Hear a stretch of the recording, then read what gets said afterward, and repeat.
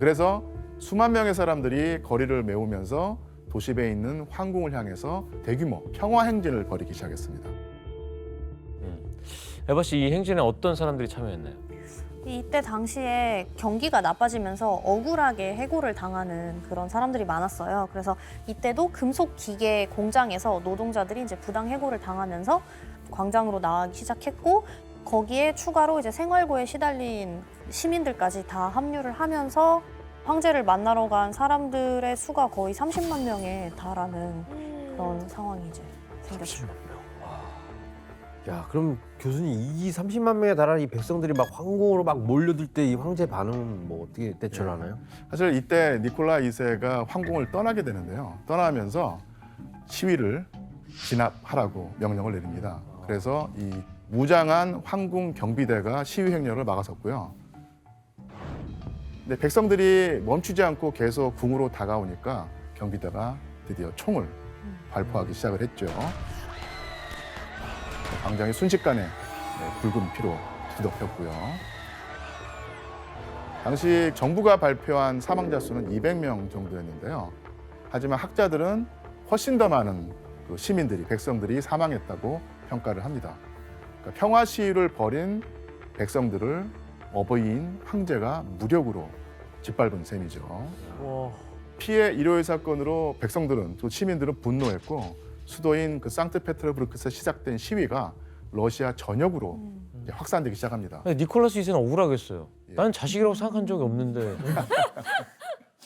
자기들 맘대로 어버이라고 생각했으면서 막 이러겠어요. 그리고 모스크바에서도 총파업이 벌어지게 됩니다. 사태가 점점 걷잡을 수 없이 커지니까 니콜라 2세는 더 무자비하게 백성들을 진압하려고 했습니다. 아, 왜 그래? 예, 자기에게 저항하는 사람들을 모조리 이제 없애려 들었는데요.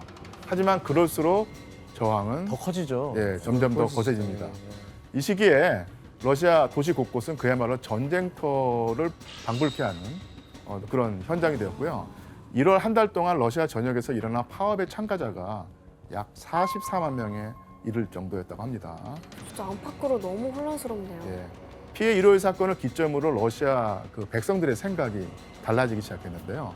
황제는 백성을 자식처럼 보살피는 어버이가 아니라 백성을 괴롭히는 압제자로 인식하기 시작한 것입니다. 그러니까 300년 동안 내려오던 로마노프 황실의 뿌리가 이때부터 뒤흔들리게 된 것이죠. 그리고 이 시기에 황제에 대한 믿음을 무너뜨리며 러시아의 사회주의 사상을 가속화하는 사건이 또 다시 벌어지게 됩니다. 또야. 러시아 제국을 파국으로 몰아넣으며 마음대로 주무르는 한 인물이 등장한 것인데요. 요슨? 예, 요승, 바로 그 희대의 괴인, 괴승 라스푸틴인데요. 라스푸틴. 아, 라스푸틴이다. 라스푸틴.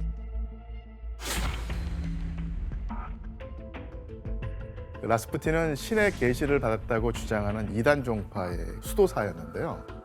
우연한 기회로 혈유병 환자인 니콜라 2세 아들, 즉 황태자를 살려냈다면서 황제 부부의 절대적 신임을 얻게 됩니다. 아, 이거 배웠네. 예.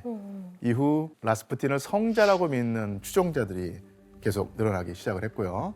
그는 자기의 명성을 이용해서 추종자인 여성들과 문란한 관계를 맺기도 하고 황실을 수시로 드나들면서 뇌물도 받고 부정한 청탁을 들어주기도 했습니다. 그러니까 라스푸틴의 행태에도 황제 부부는 그저 그를 감싸돌고 돌기만 바빴죠. 이런 상황에서 라스푸틴 때문에 황실의 권위가 바닥에 떨어지는 사건이 벌어집니다. 뭐지? 바로 라스푸틴과 황비가 부적절한 관계를 맺고 있다는 소문이 나는 것이죠. 맞아. 맞아. 있었어. 이건 라스푸틴과 황비가 부적절한 관계를 맺는 사이라고 비꼬는 것이죠. 다음 그림에는 황제가 시중을 들고 있네요. 예, 맞습니다.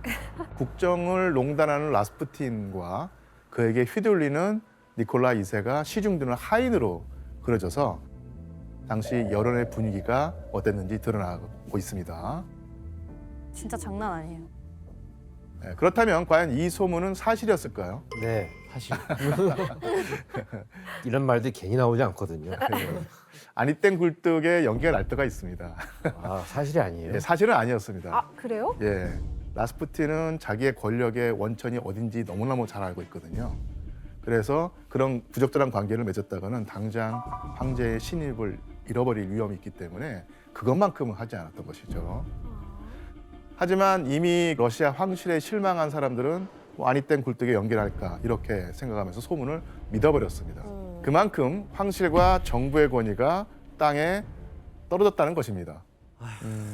이렇게 피해 일요일 사건과 라스푸틴의 국정농단으로 황실에 대한 백성의 믿음이 땅에 떨어지고 실망감이 가득했던 1914년에 드디어 러시아 사회주의가 또 한 번 가속화되는데 결정적인 역할을 하는 사건이 벌어집니다.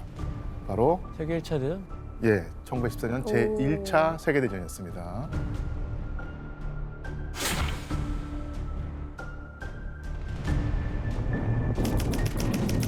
이 전쟁이 발발하니까 러시아는 동맹국인 영국, 프랑스와 함께 독일 그리고 오스트리아, 헝가리 연합군과 맞서 싸우게 됩니다. 그럼 이렇게 갑작스럽게 발생한 전쟁에 러시아 백성은 어떤 반응을 보였을까요? 힘들어했겠죠. 지금 생활고에 전쟁까지 못 힘들어 죽겠는데 버티겠는데요? 뭔 전쟁이야. 전쟁 처음에는 애국심에 고취되어서요. 아, 전쟁을 싸우자. 열렬히 지지했습니다. 그래요? 싸우자. 그리고 그 전쟁 시작 후에 니콜라 2세가 총사령관으로 전장인 동부전선에 직접 뛰어들거든요. 하지만 니콜라 2세는 전쟁에서 이렇다 할 성과를 내지 못했고요. 후퇴를 거듭하면서 여러 러시아 도시들을 적에게 잃게 됩니다. 뿐만 아니라 군인과 민간인을 포함해서 수백만 명에 이르는 러시아 백성들의 인명피해까지 생기면서 엄청난 희생을 치르게 되죠. 그럼 교수님 러일 전쟁에서도 패배하고 또 진 거네요? 예, 맞습니다. 그럼 러시아는 왜 이렇게 계속 지기만 하는 거예요? 당시 러시아는 전쟁에 참여하는 게 힘들 정도로 이 군대 상황이 열악했거든요. 가장 근본적으로는 근대화에서 뒤처졌기 때문에 아하. 러시아의 생산 능력이 세계대전을 감당하기가 어려웠던 것입니다. 맞아. 예. 그래서 제1차 세계대전 당시의 군대 상황을 본 러시아 혁명가가 군대에 무기는 고사하고 병사들이 신을 분화조차 없다는 것이 이내 드러났다. 이렇게 말을 합니다. 뭔 얘기지? 어떻게 예. 때로는 병사들이 먹을 식량도 모자랐어요. 그래서 러시아의 한 군인이 연인에게 보낸 편지를 보면 당시 상황이 얼마나 힘들었는지를 알 수 있는데요. 자, 편지 내용을 지원 씨가 이번에는 읽어봐 주시겠습니까? 나스티아 제발 좀 내 부탁을 들어줘. 담배 1파운드하고 부스럭이라도 빵 좀 보내줘. 될 수 있는 대로 빨리.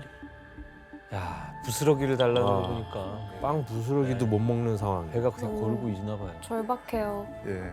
그 러시아 병사들은 적군은 물론이고 굶주림과 열악한 환경과도 치열하게 싸워야 했으니까 이런 상황에서 전쟁에 러시아가 이길 리가 만무하겠죠.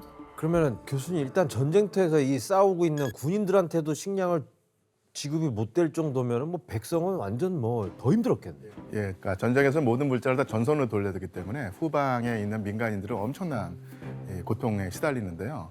애국심이 확 줄었겠는데요. 그렇죠. 예, 그러자 전쟁 1년 만에 2배로 뛰어올랐던 모스크바 물가가 3년 뒤에는 또 3배까지 뛰었다고 합니다. 와. 특히 그 식료품값이 껑충 뛰었는데요. 전쟁 전과 비교해서 쇠고기는 5.5배.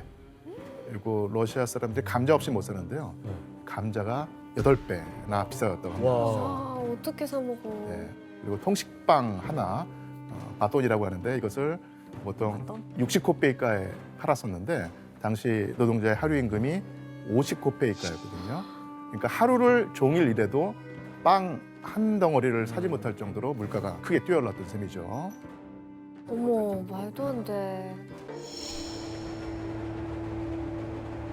스위스 찌리히에서 일단 독일 북쪽까지 가고요. 배 타고 가는구나. 예, 그 다음에 바다를 건넌 다음에 스웨덴, 핀란드를 거쳐서 꿈에도 그리던 러시아의 수도인 와. 상트페테르부르크로 들어갔습니다. 아, 한 일주일 걸렸겠는데요? 예, 총 8일간 3,200km에 이르는 대장정이었습니다. 에바 씨 근데 당시 레닌의 이런 행보를 또 비난한 사람이 있다면서요?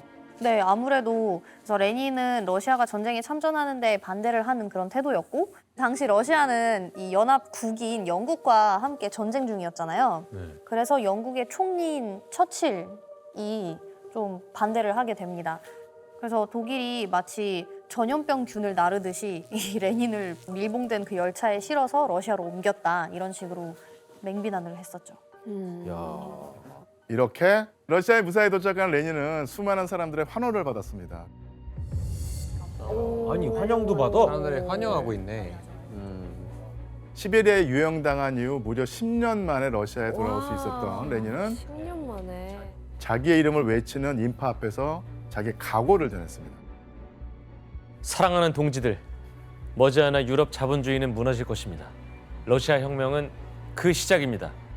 전 세계의 사회주의 혁명, 만세!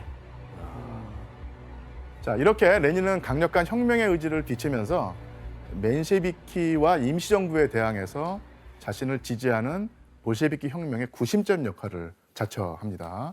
그리고 레닌은 러시아의 사회주의를 더 깊이 뿌리내리기 위해서 특별한 전략을 세우기 시작하는데요. 첫 번째 전략은 바로 흩어져 있는 대중을 한데 모으는, 결집하는 것이었습니다.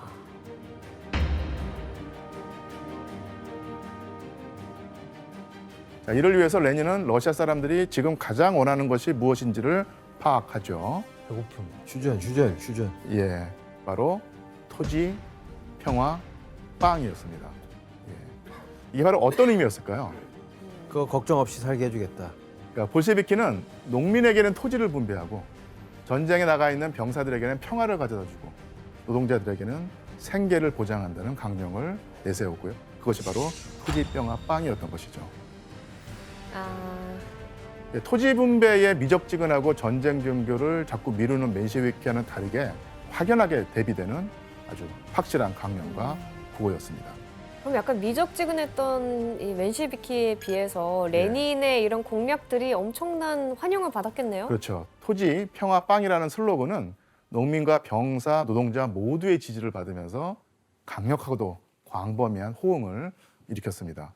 예, 그 결과로 2월 혁명 당시에 러시아 전역에 걸쳐서 2,000명 수준에 불과했던 볼셰비키 당원 수가 같은 해 10월에 이르게 되면 30만 명으로 불어나게 됐어요. 말 그대로 이제 폭발적 성장을 기록한 것입니다. 와. 어마어마하다. 대중의 마음은 이제 임시정부와 맨셰비키에서 멀어지고요. 레닌이 이끄는 볼셰비키로 완전히 돌아서게 되죠. 이렇게 대중의 지지를 등에 업자 레닌은 권력을 장악하기 위해서 기민하게 움직이기 시작하는데 그러기 위해서는 과감한 전략이 필요했습니다. 레닌의 두 번째 전략은 바로 임시정부로부터 정권을 빼앗기 위한 무장봉기였습니다.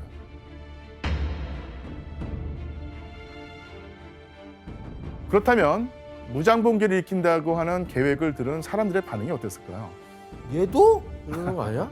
예, 레닌의 주장이 워낙 과감하고 급진적이어가지고요. 같은 볼셰비키 당원들마저도 주저했던 거예요.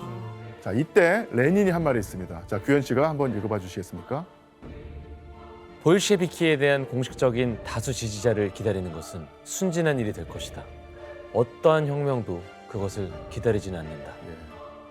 예. 대중의 지지도 중요하지만 임시정부로부터 정권을 빼앗기 위해서는 한시라도 빨리 무장봉기를 일으켜야 한다는 것이었습니다. 이렇게 레닌이 끈질기게 설득한 끝에 결국 볼셰비키의 의견을 한데 모으는 데 성공을 합니다. 그리고 거사일자는 1917년 10월 24일에서 25일로 넘어가는 밤으로 결정이 됐거든요. 와. 그래서 24일이 되자 레닌을 비롯한 볼셰비키 지도자들이 비밀 본부로 모여듭니다. 훗날 10월 혁명이라고 불리는 봉기가 시작이 된 셈인데요.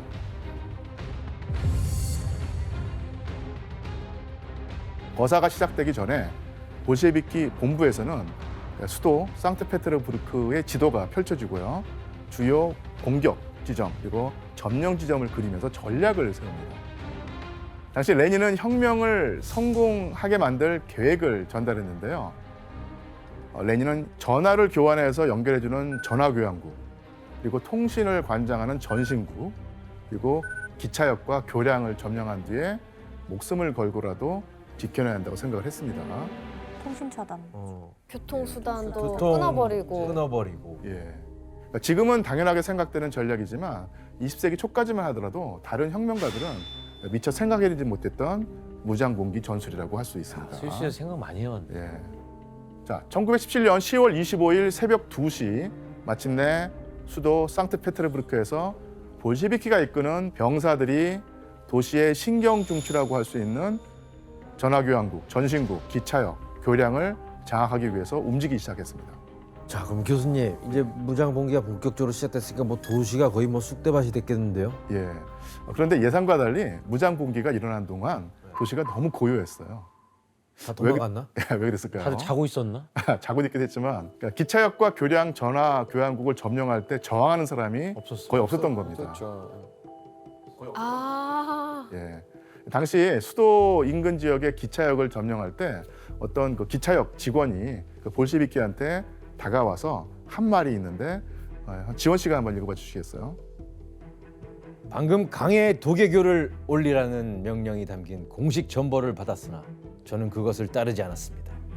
저는 당신이 노동자들을 위한 사람이라는 걸 알고 있습니다.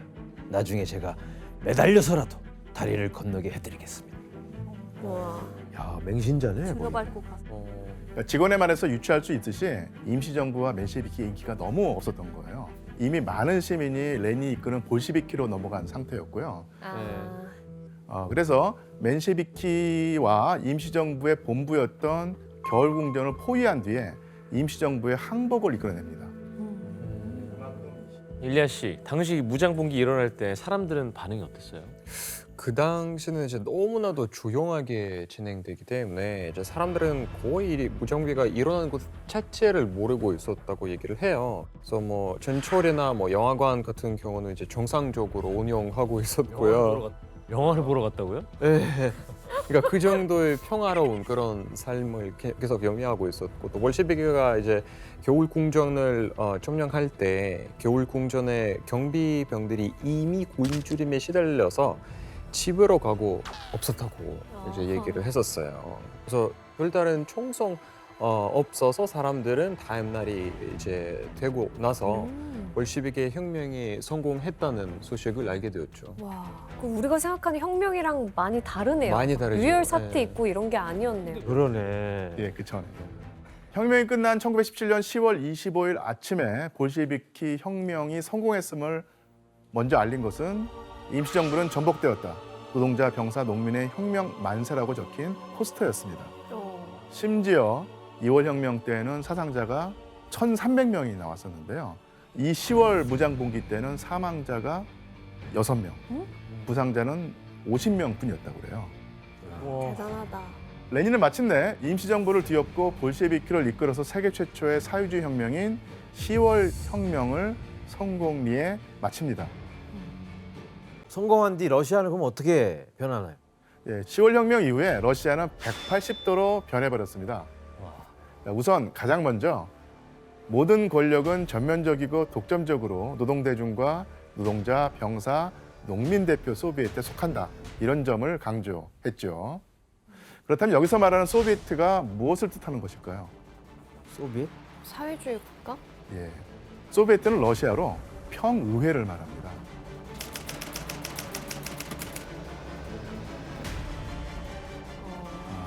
소비에트가 처음 만들어진 것은 1905년 피해 일요일 사건이 발생한 직후였는데요. 당시 그 총파업을 지휘하기 위해서 공장마다 노동자 대표를 뽑아서 조직을 만들었는데 이 조직에 소비에트라는 이름이 붙습니다. 그리고 1917년에 황제를 끌어내렸던 2월 혁명이 일어나니까 공장 노동자들이 누가 시키지도 않았는데 다시 소비에트를 만들었던 거예요. 이에 레닌은 노동자와 병사, 농민들이 자발적으로 만든 소비에트가 새로운 정부의 권력을 잡아야 한다고 생각을 합니다. 당시 레닌이 한 말이 영상으로 남아 있습니다. Что такое советская власть? В чем заключается сущность? Это ее привлекающий к себе рабочих каждой страны все больше и больше состоит в том, что прежде государством управляли так или иначе богатые или капиталисты, а теперь первый раз управляют государством. Притом в массовом числе как раз те классы, которых капитализм угнетал. 자, 레닌은 노동자, 병사, 농민과 같은 대중들의 대표인 소비에트가 의회를 대신하는 국가제도를 만듭니다. 그리고 자기가 주장한 사회주의를 실현하기 위해서 여러 가지 개혁을 추진하는데요. 그 가운데 가장 대표적인 것이 바로 신분과 특권을 폐지하고 재산을 공유한다는 원칙을 내세웁니다. 그럼 이후 러시아가 어떻게 달라졌는지 확인해 볼까요?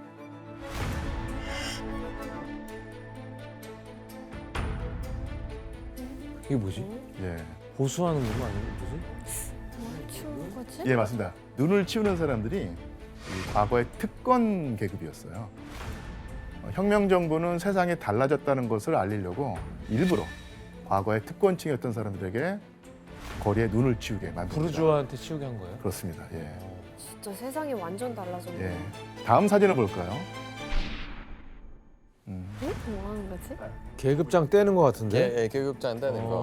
아, 그래서 모든 사람이 평등해야 하므로 군대에서도 계급이 없어져야 한다는 거예요. 그러면 누가 명령을 하지? 그래서 장교와 병상은 평등해야 되고 견장은 권력과 권위의 상징물이기 때문에 그러니까 위아래가 없어진 세상에서는 이 견장이 없어야 된다고 생각을 한 것이죠. 자, 그리고 레닌이 사회주의 실현을 위해서 조치한 것이 또 하나 있는데요. 바로 부르주아와 귀족들의 집과 재산을 몰수하는 것이었습니다. 사유재산 없애는 예. 거군요. 귀족들은 날벼락이 었겠네. 그러니까 몰수된 지주의 저택에 들어온 농민들이 지주의 곳간에 있는 곡물을 반출하고요. 그다음에 또 그림과 책, 조각 같은 예술품들을 특권의 산물이라고 하면서 죄다 부숴버리는 일이 있었어요.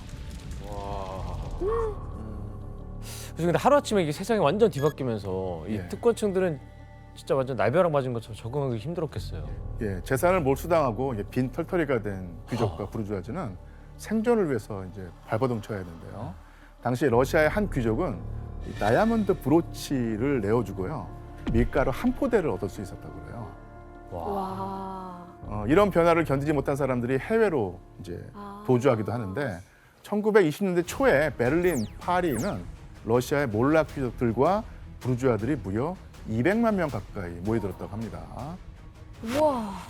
진짜 그랬겠네요. 해외로 많이 갔겠네요.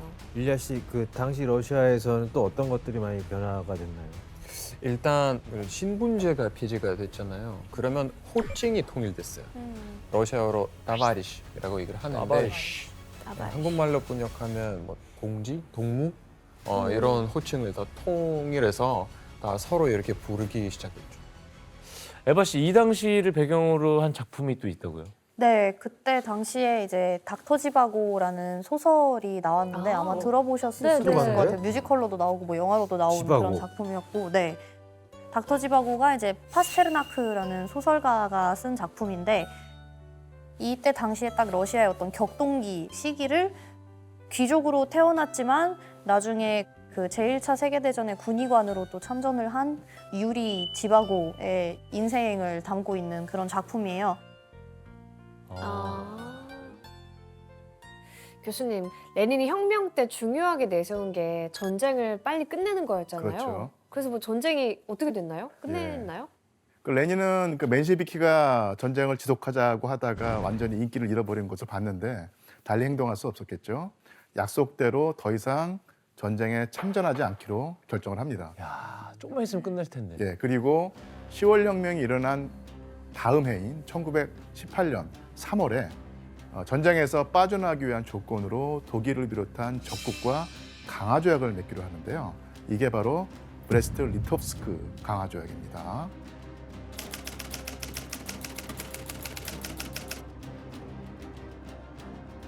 그리고 볼셰비키 정부는 조약을 통해서 전쟁을 종결한다는 조건으로 적국 독일에게 러시아의 서부 영토를 넘겨주기로 합니다. 약 70만 제곱킬로미터에 다다르는 규모인데 남한 영토가 10만 제곱킬로미터거든요. 남한의 영토의 7배에 해당하는 땅을 독일에 떼어주고서야 비로소 전쟁에서 빠질 수 있었던 그냥 땅을 것입니다. 줬다고요? 예, 이거 국민들이 반대했겠다. 예, 근데 교수님 어떻게 보면은 그게 되게 불합리한 조약인데 예. 레닌은 이걸 왜 받아들인 거예요? 국가로서는 이게 엄청난 출혈이자 손해일 텐데요.